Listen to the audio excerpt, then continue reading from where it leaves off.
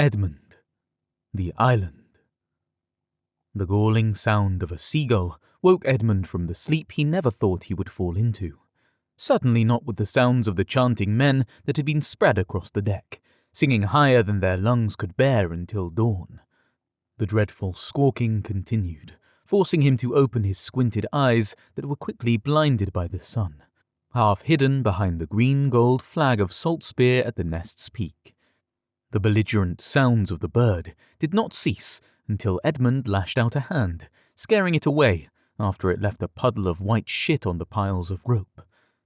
Edmund rubbed his face, fighting to adjust to the bright light of the morning sky as he stumbled to his feet, wincing at the ache that pulsed through his body.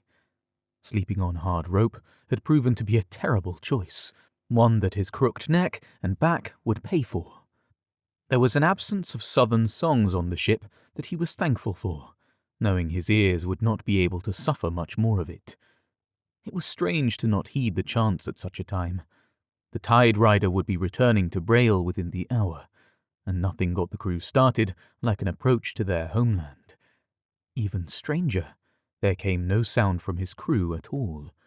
It was a morning where the deck below was oddly still, as the ship sailed closer to familiar shores.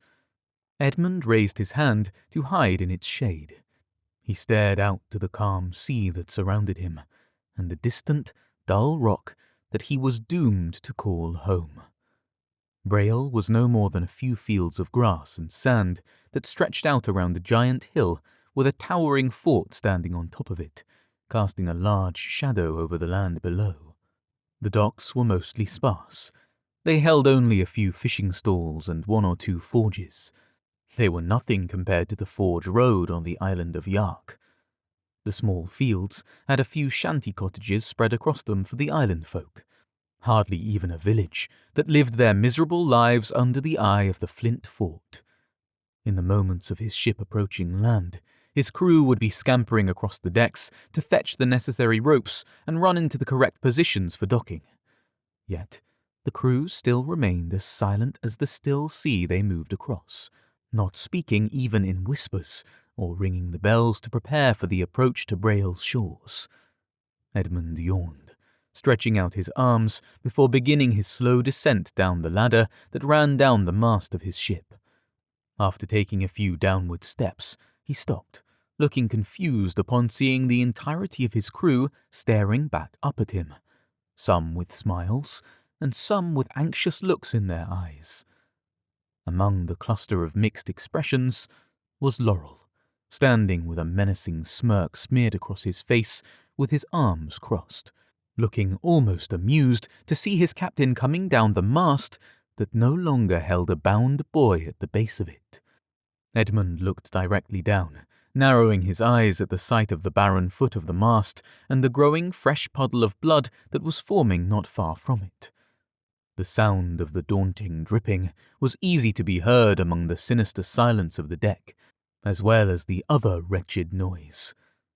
There was the sound of a rope, a sort of straining from his left that drew in his slow and weary attention. His eyes moved with caution, soon catching the gaze of the thing that made that horrid sound, strung up only an arm's length away from where he stood. Eyes stared back at him, ones blue and dead, without the shine they once had. They were sunken in the face of the young boy from the night before, the one that had been left alone with the men of his ship, tied to the center of the deck with no way to escape from the cruel crew below, some of whom held in laughter when their eyes met. The neck was snapped and restrained by the tight rope that hung from the nest. It swelled the face in a haunting red and horrid purple. The chest, stomach, and legs were swarmed with dozens upon dozens of wounds from blades, each dripping more blood to the shallow pond that formed beneath them. Squill. He remembered the name of the boy in front of him that dangled like a lifeless doll, the one he promised would be travelling back home to Haketown before the day's dusk. The other promise crossed his mind, the one that swore he would not be harmed by the crew of his ship, the crew Edmund believed to be loyal and obedient to his commands as captain. He was wrong. Terribly wrong. A rage had begun brewing inside of him, one that pushed him to continue making his way down the ladder with a sickened face and a mouthful of curses that were ready to be dispersed. All the way down, he moved his gaze between each of his crewmates, watching them slowly change the expressions from pride to dismay as they saw their enraged captain growing closer. Most faces changed by the time Edmund's boots hit the deck, landing in the stretch of blood that made a grim sound of splattering. Laurel, however, he still carried the same look of malice the entire time, not shifting in the slightest. Edmund didn't move from where he stood. He remained in the shallow splash of red as he eyed the men ahead of him, who each prepared for another lecture from their captain. Their huffs and rolling eyes made his fists clench even more, forcing his nails into his palms like claws. "I gave an order," he seethed, watching many of them look to their feet like cowardly children.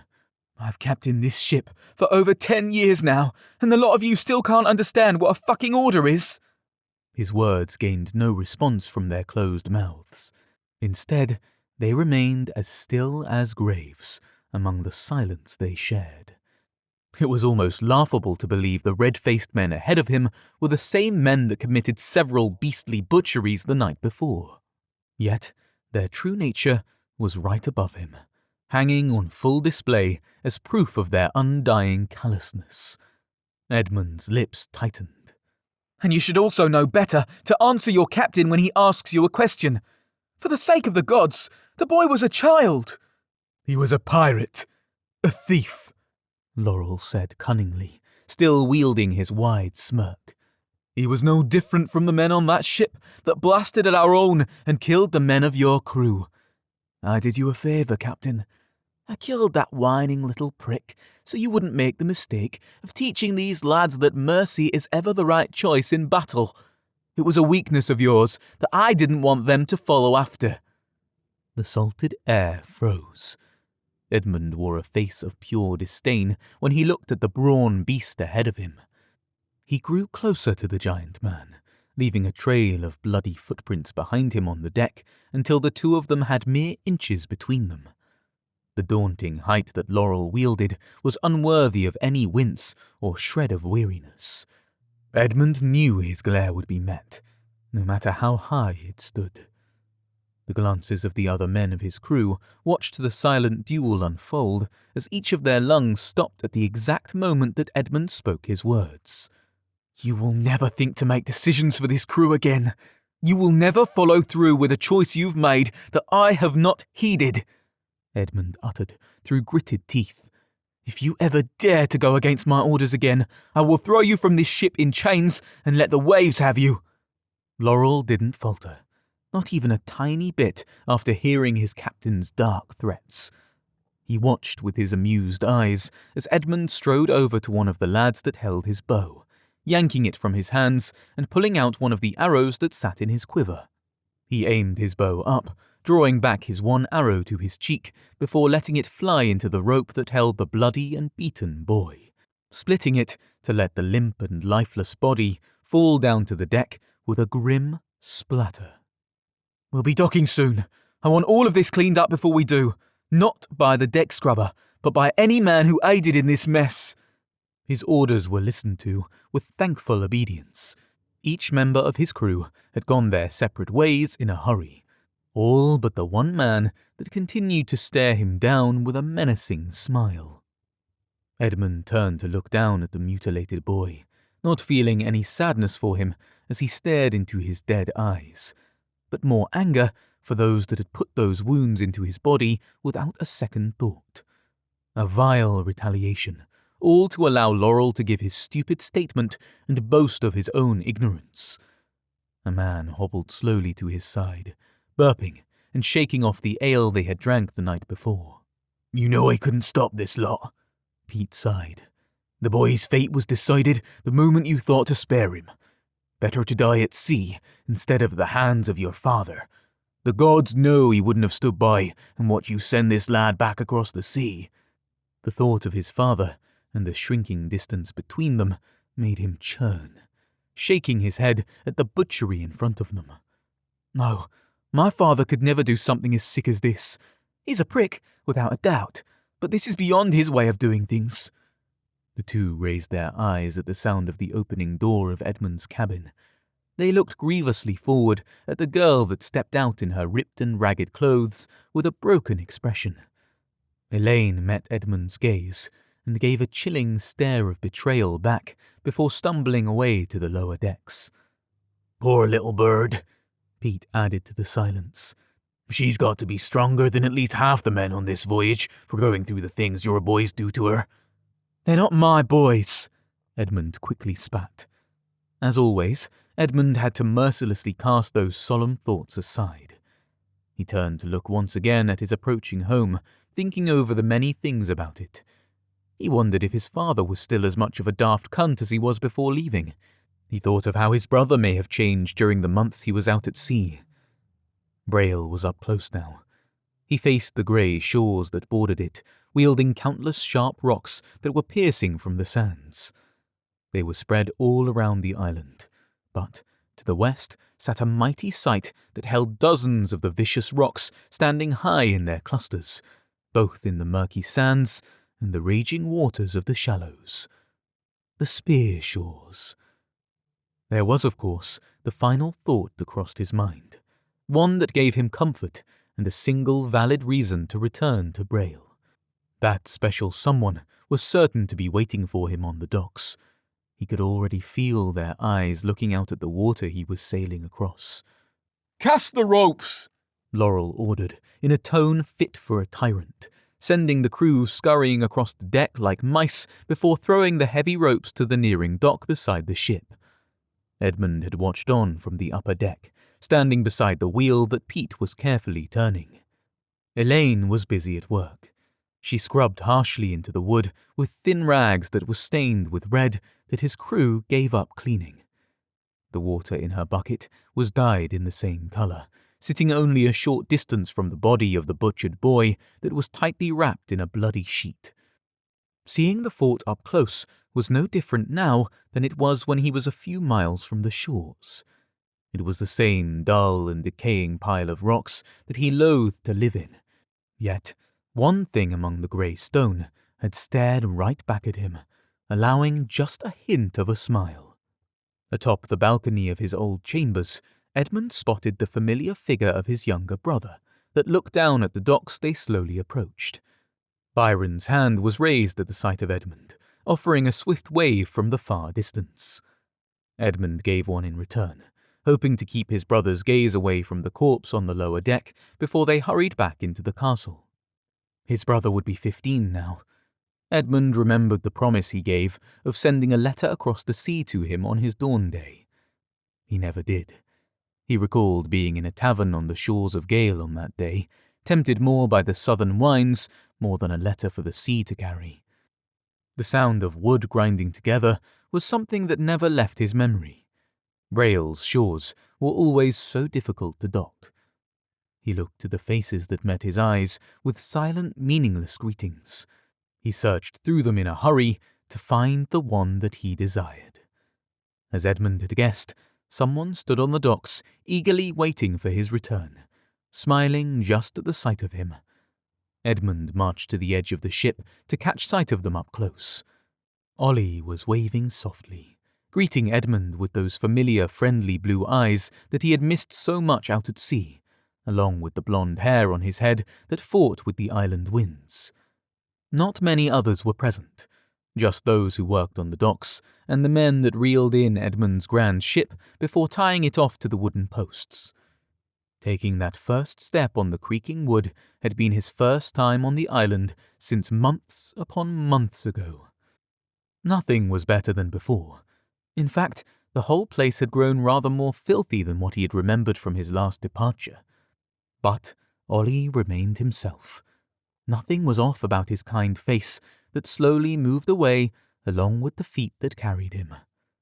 His friend was luring him away from the docks, practically calling him over without using any words. Edmund wanted nothing more than to follow, but the body of an innocent boy still lay on his ship. Before any of his crew had jumped down to the dock behind him, Edmund seized the shovel that sat against one of the nearby fishermen's stools. He didn't hesitate when throwing it hard into the arms of Laurel, who looked back at him with a growl. "I want his body beneath the dirt before dusk," he told him. "As for the goods on their ship, I still want them sent back west and given back to the fishing villages in full. Do not go against my instructions again." With his final order of the day given, Edmund hurried away from his ship of aching men. Along the crooked docks, he waved a hand to the sour-faced onlookers, who did nothing but grunt in return. "My lord," a deep voice called to him, soon to be revealed as a guard that was accompanied by 2 others, each draped in the colours of his house. "Lord Grian has requested that you see him as soon as you possibly can. He needs to discuss a matter of great urgency with you."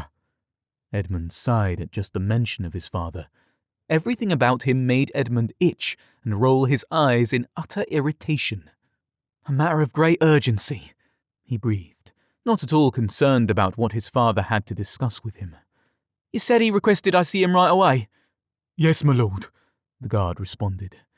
Edmund pursed his lips. "A request. So it's not an order, which means you can go up those steps and tell my father that I'll come and see him whenever I fucking feel like doing so." He gave a slight nod and ushered them away before continuing to follow the path to his friend, wanting to answer his summoning much more than his father's. His walk could only grow faster in excitement.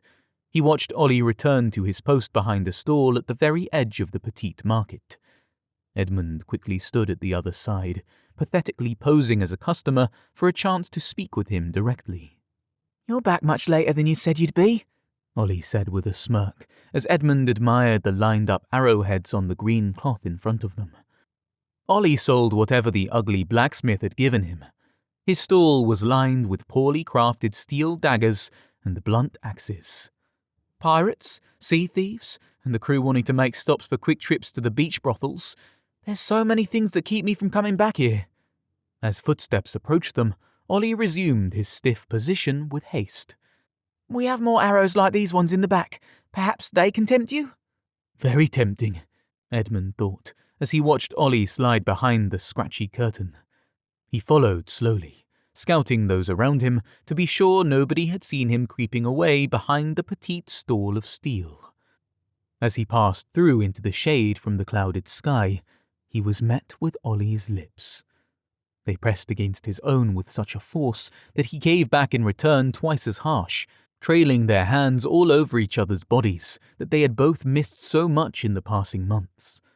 He threw aside his bow and quiver to the floor, wanting nothing to restrict his wandering arms that indulged in all they could grasp on the body in front of him.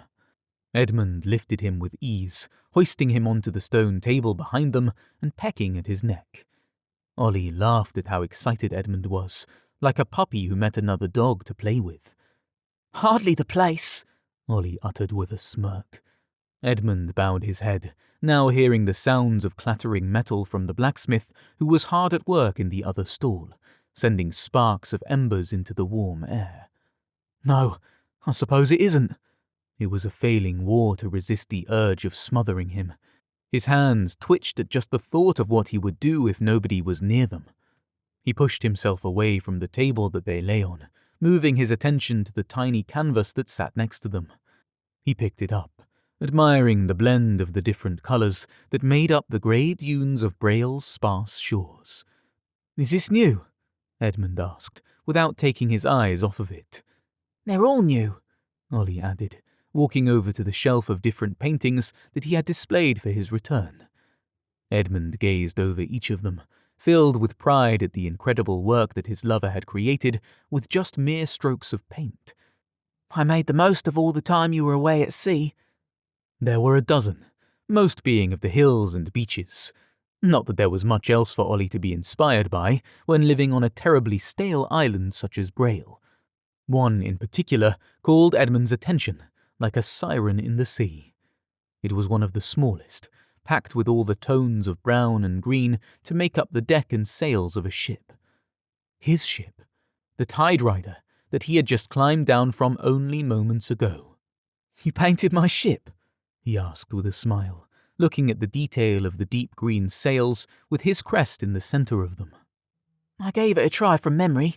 I didn't know how many ropes you need for a sail, or what shade of green they were. Edmund ignored every critique he had against his own work.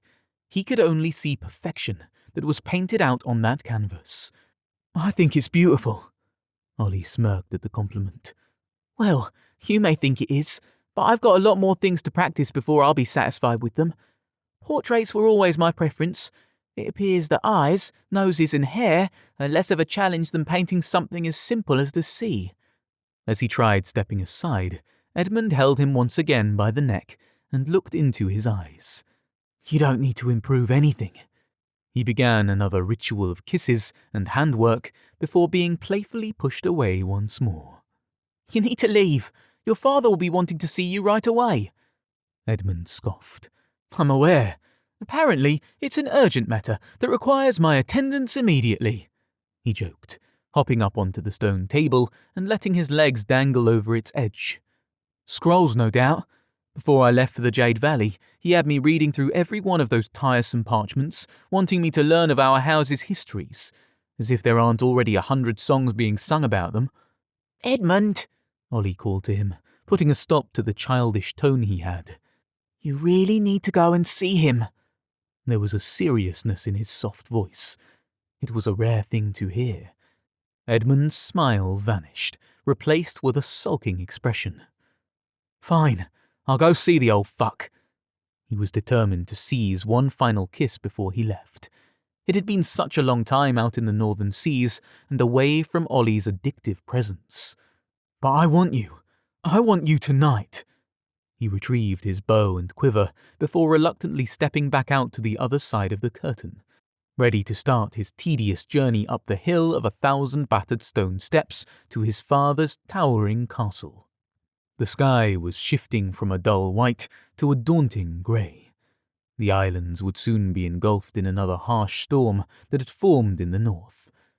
The island folk were used to it, not at all rushing in their steps as the distant flashes and thunder neared closer across the seas around them. He rejoined the shallow crowd from behind the stall. Nobody had cared enough about their miserable days of work to even give him a second look. He walked through the coffers and mumblers without any haste, still loathing the thought of the upcoming talk he would have to sit through, one that would most certainly be about something worthless to him. Despite it all, despite the blood on his deck and his return to the smelly rock he walked on, it was good to see Ollie again. Edmund would gladly spend an entire year in the waves, if it weren't for that boy calling temptation far across the water to him, seducing his sails to turn south. He strode along the dirty docks and made it to the sharp cobbles that sprung from the sands. It led into the shadow that covered half the island, forming from the formidable hill and his home topping it. It was just a plain and ashen grey. There were no hanging banners or vines that sprawled from the cracks, just a stack of bricks with thin windows scattered along it. The walk up to it would challenge the legs of even the strongest of men. It was terribly steep and painful from the rocks below that felt like spearheads. Edmund could only pray for any poor army that would ever attempt to start a siege here. Honed rocks nested in a dangerous ring around the outer wall. The only way in, without daring to risk cuts and gashes, was along the path Edmund marched across, soon to be met by the outer entrance of the flint fort. Luckily, the path was rarely used by any of the common folk. The grand and grim-looking gates were never open to them for any reason. It almost felt like peace to be left alone for that brief climb up to his family, but he knew for certain that peace would not last long at all. He eyed the 4 men that were posted outside the gates. They too wore armour in the colours of his house that matched the fading crests on the black wooden gate they guarded. Each of them held a single spear and was slumped against the wall until his approaching feet could be heard, instantly straightening their stances once again. Welcome home, my lord. Your father would like... If one more person on this island tells me that my father wants to speak with me, I swear to the gods I'll throw them from the battlements. With a nervous nod of approval, The guards at the other side of the thick gate lifted the heavy latches and slowly drew it open, revealing the disappointing view that awaited him inside. The castle grounds were sickly. The grass was browning, and weeds stretched out onto the gravel path that led to the inner gate. The yards of murky sites were at the other end of the walls too, including the dying gardens that once belonged to Lady Saltspear, his father's second wife, once in the forgotten past of his family. He was always reminded of how dull Braille was when he stepped through those gates. The neglect of the hedges that were once trimmed with such precision in his youth had boiled him. The beauty of the grounds now only existed in his decaying memories, along with the faces of the many allies they once had. Edmund ventured forward, greeting the next line of guards, who took a moment in identifying him beneath his maddened hair and sea attire, soon letting him pass through finally into the castle. It was twice as cold in the bare halls than it was out on the grounds. They were dimly lit by shrunken candles every few steps that hardly tackled the frozen air or taunting darkness. The castle had few servants.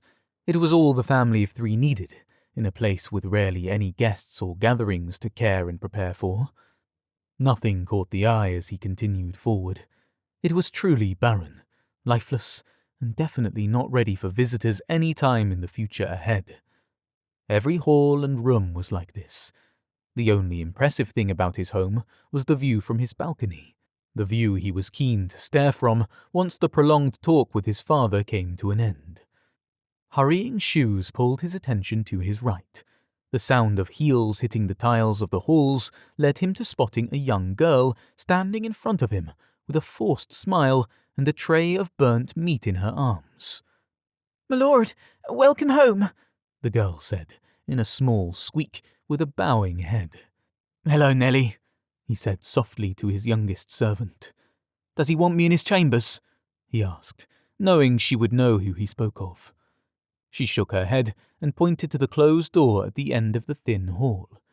He accompanied her on the short walk, grabbing a leg of meat from her tray as she took the lead to open the door for him.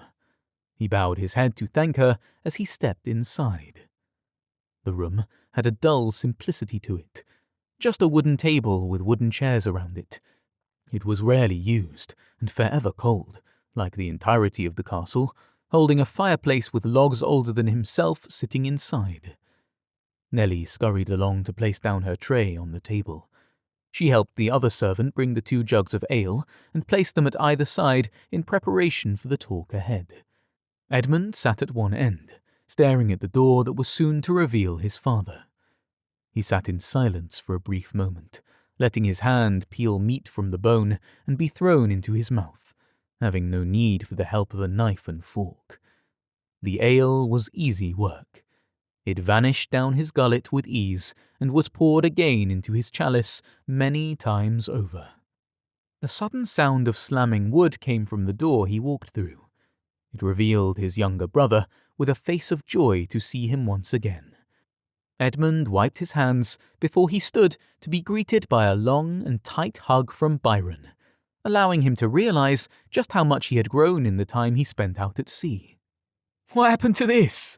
Edmund joked as he flicked his brother's hair that was now down to his neck, as well as admiring the subtle strands of stubbled hair that grew from his chin. "I thought you died," Byron protested in a childish anger. "You said you were going to write, and you didn't write at all. I thought a kraken had sunk your ship, or you'd gotten eaten by a siren." His thoughts on why Edmund was late were almost laughable. Even Nellie smirked at the words he blurted out. "You've been reading too many sea myths in those books of yours, but I can promise there's no krakens or sirens out there that are tougher than me and my ship." Creatures like those were no more than myths. Edmund knew that. But to tease their existence was the mild amusement Edmund needed to get him through the meeting ahead of them. "Did you hear about the capital?" his brother asked. Edmund couldn't recall any news he had heard. "I'm afraid not. Did they send more threats our way?" Byron shook his head with saddened eyes. "Varese Severian died 4 days ago. Father wouldn't let me send a letter." Edmund's head bowed down for a moment. He knew he had no love for the Virens. but the sliver of respect he held onto was only ever given to that prominent woman.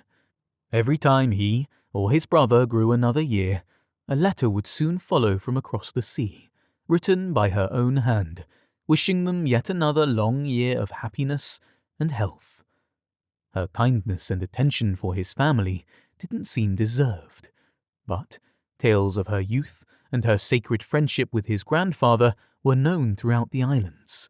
Her letters only further solidified those gracious tales.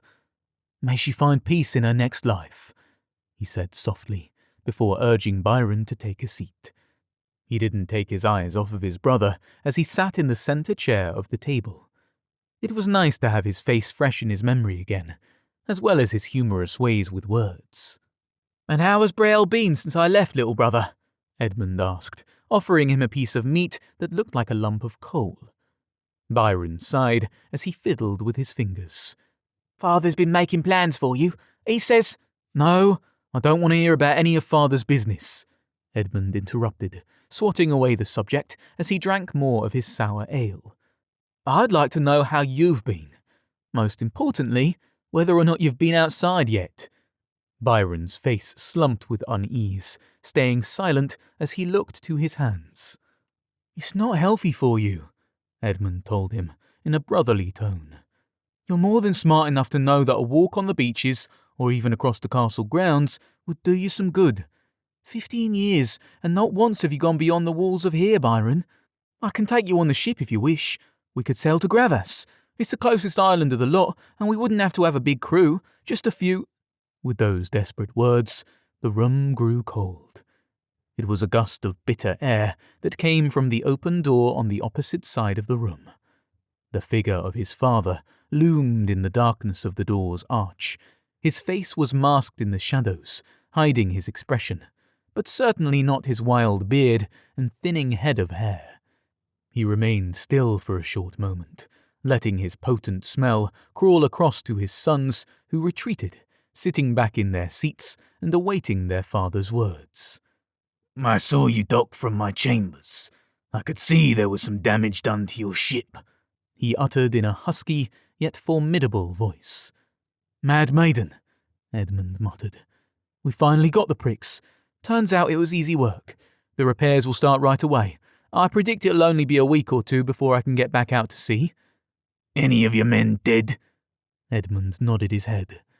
"Do you care?" "About as little as you, I'd imagine," his father said bluntly. "You're late, though I suppose you're just on time, actually. I had hoped you would be here for some days sooner, so the two of us could have our own discussions and preparations before they arrive." "Before who arrives?" His father's body winced a little before he coughed into a rag from his pocket. "Those men can take all the time they want to fix your ship. I'm afraid you won't be leaving these shores for some time."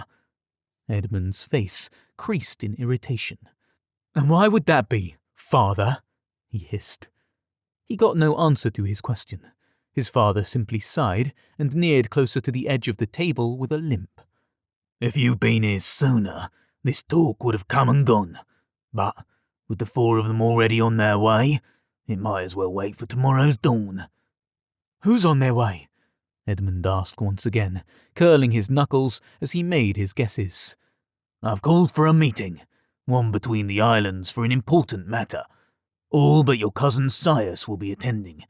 He tells me he has some nonsense to deal with in Morlin first. Some business with that brothel of his." "Fuck," Edmund thought, rolling his eyes just at the idea of those four men travelling across the sea as they spoke. The keepers were each such pricks in Edmund's mind. All but Rathas of Lodorn, whom he had admired fondly, making him the third and final man he respected on the islands alongside his lover and brother. "Why?" Edmund hissed, loathing the idea. "As I said, that will be discussed tomorrow, son. I've sent for Bree. She'll be arriving with Sir Rathas tomorrow at dawn. I assume you can survive without your menial for one night. Dressing yourself is a task easy enough for you." Edmund sat in silence for a moment, suffering from the sudden ache in his head that he had gotten from hearing about the approaching visitors. He knew that an awful amount of strength and ale would be needed to sit through one of their insufferable meetings that were made up of pointless debates and torturous lectures.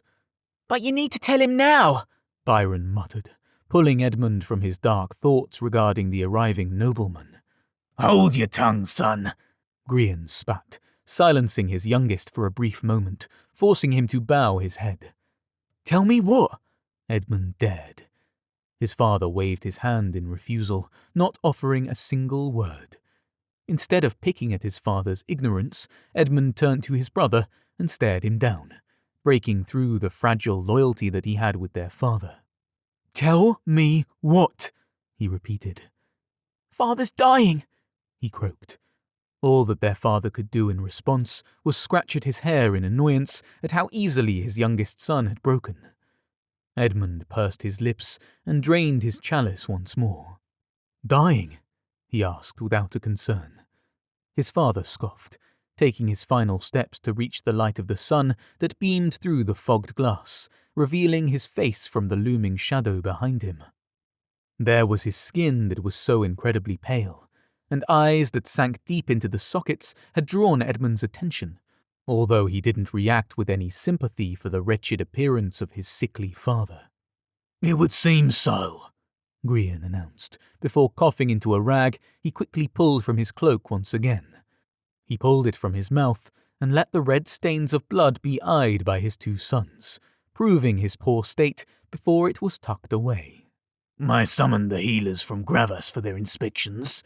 Some have guessed that my lungs are to blame. Others believe it is my heart doing away with itself. Even so, not one of them imagines I'll still be breathing by the winter." Edmund gave no attempt in hiding his obvious contentment with the sight of his father, nor did he shield the subtle smirk lingering on his face. The man ahead of him was withering. He could see it so clearly, eyeing his ashen cheeks and gaunt body that sat beneath the salt spear colours, preparing for death's greeting hand. "Well then," Edmund said beneath his breath, realizing that his demise would soon approach and his duties would land on his shoulders in the near future. "When do celebrations begin?" "Edmund!" Byron squeaked from across the table with widened eyes. "Don't you pretend you haven't dreamt of this day, little brother. It's time these islands were given to a lord that didn't lock himself up in his castle, hiding within his shores, cutting off every alliance this house once had. The world has held its breath long enough for a day like this, the day our fathers' rule of these islands were ready for their end. These seas deserve a lord who would leave these grounds to sail them, a lord fitting of the Salt Spear name, and one strong enough to visit the grave of his dead wife." "You will not!" Grian clamoured with a burst of fiery anger and a heavy fist on the table, drawing red to his face beneath his ghostly white cheeks. "You will not speak of her. I won't allow it, son. Never within these walls." Byron stood and hurried out of the room at the first sight of conflict, covering his ears tightly as he did. It was always the way of his brother, too timid to ever sit through the times Edmund and his father swapped curses between them. Nellie shortly followed behind him with the other servant girl, reading the room to see her presence was no longer needed. Now it was only the two of them, both staring at each other with nothing but a shared hatred and scorn. Grian was quick to avoid a fight of slanders. It was clear he didn't have the energy to endure one. He stood without taking his eyes off his son and walked backwards toward the door behind him, offering a few final words to leave Edmund with. "Let me be clear with you, son," he said to him. "Until my death, no more setting sail to get as far from your problems and your family as you can. You must remain here if you ever hope to take my place some day." No more sailing? Edmund almost laughed at his attempt at giving orders, knowing his father could not possibly stop him from raising the sails of his ship. "And no more running around with that boy from the docks. I know what the two of you do in the dark, and I'm telling you that it will stop right now. Whether we believe in those supposed gods or not, the things you do with that lad are as sinful as you can dare to be. It goes against every pillar and path of this life. I will have him sent west if I catch even an utterance of the two of you being together. No son of mine will be the type of man that fucks other men. I will not stand to bear that kind of shame on this house." Just the mention of Ollie forced him to a stand. "You just try it, father. Just you dare." He let himself be the one to storm out of the room, taking the tray of meat with him along with the jug of ale, heading for his chambers. Tomorrow was going to be fucking awful.